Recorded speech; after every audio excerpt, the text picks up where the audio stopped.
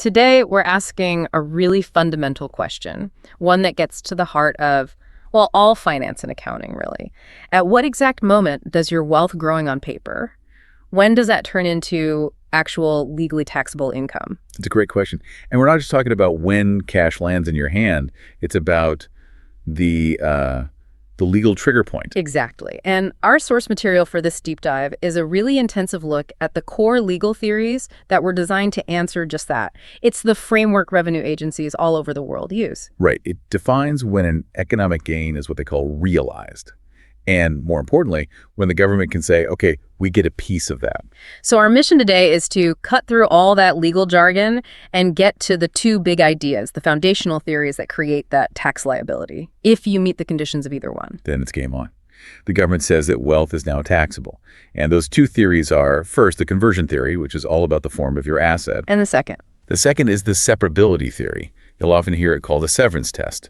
And that one is focused on the gain itself. These are kind of the gatekeepers of what becomes taxable. Okay, let's start with the conversion theory then.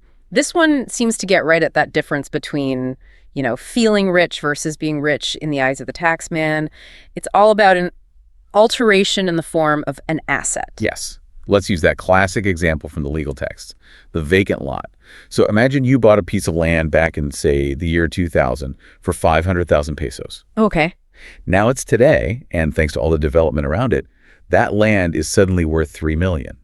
You have a gain of 2.5 million on paper. And the big question everyone's thinking is, do I owe tax on that 2.5 million right now? I mean, I am wealthier. And the answer under this theory is a hard no. A hard no. Why? Because that wealth increase is what the law calls a mere paper gain. There has been no alteration in the form of your asset. It was land, and well, it's still land. So until you actually do something with it, the government can't really touch it. They can't. And you can see the logic, right? If they taxed you on paper gains every year, you might have to sell off a piece of your land just to pay the tax on the rest of the land you still own. It would be an administrative nightmare. I see. So conversion only happens when you sell, when the land becomes cash. Exactly. The form changes. Land and money don't look alike. Yeah. That's the trigger. It's the same for stocks. You buy shares for 10,000, they shoot up to 25,000. That 15,000 gain is, well, it's just a number on a screen until you hit sell. Right. Once you sell, you've converted the shares to money, and that's when the gain is realized. Now you've got it.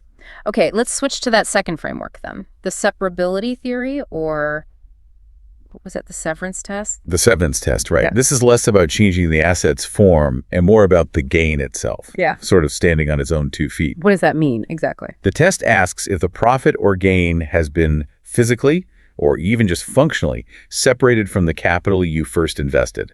Think of your original investment as a tree. Okay, a tree. And the gain is the fruit that grows on it. Once you pick the fruit, once it's severed from the tree, it can be taxed. So if I have a bond worth 100 and it pays out 5 in interest, that 5 is the fruit. It's been severed. Precisely. That interest is now separate from your 100 principal. And here's the key implication. You can now program what you do with that income. Program it. You mean I can plan what to do with it? Yes, you can plan a trip, pay down a debt, reinvest it. Once that game is severed and you can decide its fate, that's when taxation sits in, as the texts say. The ability to program its use shows it's truly yours to command. That's a perfect transition, actually, from the theory of gain to the idea of control over that gain, because you might think you need to have the cash in your hand, but that's not always true. Which brings us to the doctrine of constructive receipt of income. Yes, and this is a huge one for stopping people from, playing games with the tax calendar. The law is very clear. Income doesn't need to be physically in your wallet for it to be taxable. So what's the rule? If the income is available to you and you have complete unfettered control over it, the tax is due right then. I think the ATM example makes this really clear. Let's say your December salary, your bonus, all of it gets deposited into your account on December 30th. Okay. And you think, I'll be smart. I won't withdraw this until January or February of next year to push the tax bill. Does that work? Not a chance. The second it hits that account, you have total control. You could go to an ATM at 1 minute past midnight and take it out. The choice is mine. The choice is yours, and that choice equals control. So the income is constructively received in December, and it's taxable for that year, period. You can't just choose not to click the button. Makes sense. Otherwise, everyone would just wait until January 1st to get paid. Okay, so that's personal control. What about a situation where you're holding money for someone else? This is the doctrine of ownership, command, and control. Right. This is for money held in trust. And it's all about separating simple custody from actual control. Okay, give me an example. Let's say your friend, person A, is worried their bank is shaky. They pull out $300,000 in cash, give it to you, person B, and say, hide this for me while I'm abroad. You now physically have the money. Okay, so the question is, do I, person B, owe tax on that $300,000? It's in my house. It all comes down to what person A told you to do with it. Did they give you the authority to use the money? If they said, look, keep it safe, but if you need to use some to pay a bill, go for it. Just pay me back when I return. Then you have command and control. That $300,000 becomes taxable to you, the trustee. But if they said, do not touch this money, just lock it in your safe. Then you are just a custodian. You have no economic power over it. It's not taxable to you. It's still person A's asset. Tax law follows the economic reality, not just the physical location of the cash. We've covered earned income, but what about just sheer luck, a total windfall? This brings up something I know is a classic law school question. The taxability of found money. Yes, this is a fantastic test of the principles. And it's so interesting because the entire tax question can turn on one tiny detail. Okay, set the scene. You're in a taxi. You get out and you spot a black bag on the seat. You open it and inside is 20,000 US dollars. A huge amount of money. Life-changing money. Is it immediately taxable income? It completely depends on whether you can identify the owner. Really? Absolutely. If that bag also contains a passport, a driver's license, anything with a name on it, then the money is not taxable to you. Because I have to give it back. You have a moral and a legal obligation to return it. It's not an accession to wealth, as the law says.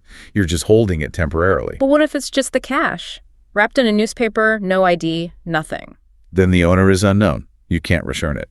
In that case, the law sees it as a pure, undeniable increase in your wealth. You have to declare that as income to the revenue agency. Wow. So the tax system really doesn't care how you got it, just whether you have undisputed control over it. That's the core of it. Which leads us away from cash and into the cash equivalent doctrine. This is all about being paid in kind. So not with money. Exactly.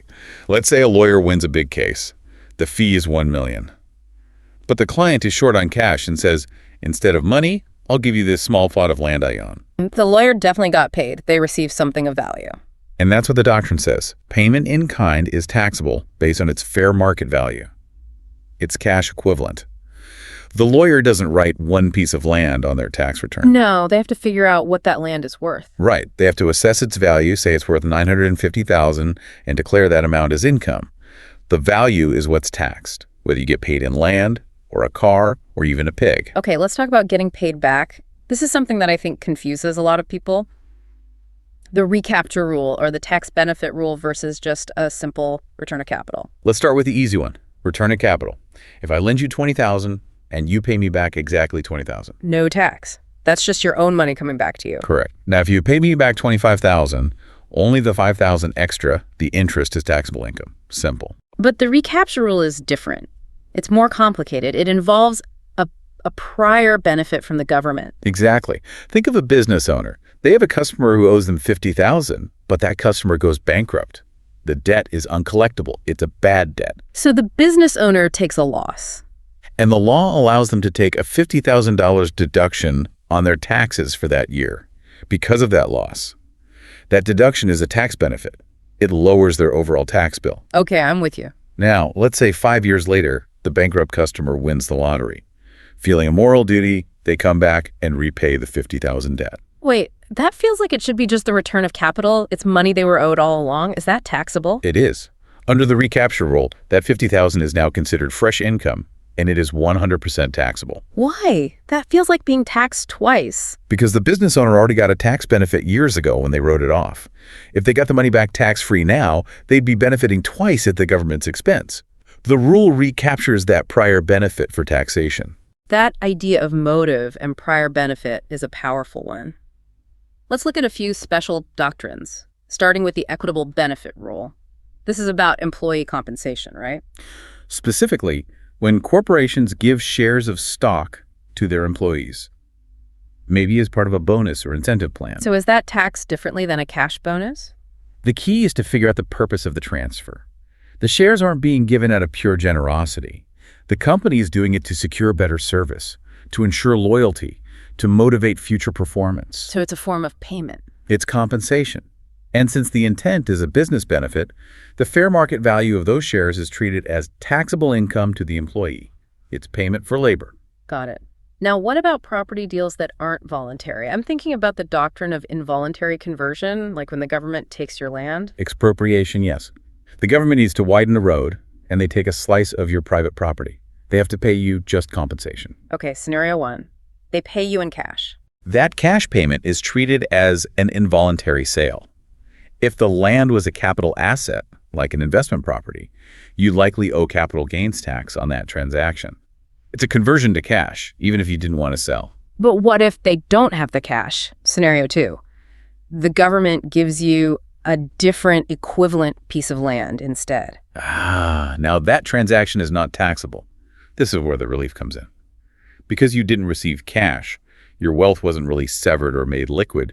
You just continued your ownership in a similar form. So the ownership of the new property is just a continuation of the old one? Legally, yes. The investment just moved locations. There's no realization event to tax. Well, let's wrap all this up and bring it back to the self-employed person, the sole proprietor, the professional, a lawyer, a plumber, an artist. For the self-employed, the key is that you're not just getting a salary. You are, in effect, a business selling a service. So you often face multiple kinds of taxes. So they have to pay income tax on their profit, but also business taxes. In many jurisdictions, yes, because they're an enterprise. And their income recognition follows these same rules.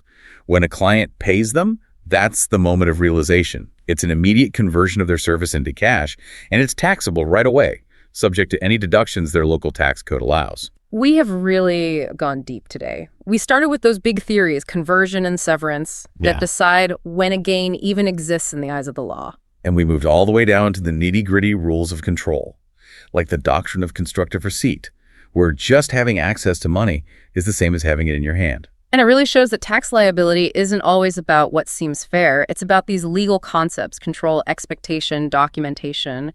These rules are there to raise money, sure, but also to stop clever tax avoidance. Exactly. And we saw that so clearly with the found money example. A huge windfall of cash can be taxable or not, and it all hangs on a single piece of paper with a name on it.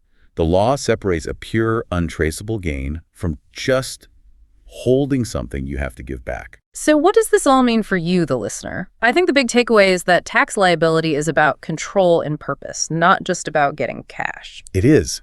So you should think about the hidden transactions in your own life. You know, a service you provide that gets paid for in kind, or money you might be holding for someone, even the appreciation on an asset you own. Which brings us to a final question for you to really think about. Knowing that the tax code cares more about your control over wealth and the paper trail than you just physically holding it, how many everyday situations, these seemingly innocent transfers or paper gains, are actually crossing a taxable line based purely on your level of command or your expectations? You might be a lot closer to a taxable event than you think.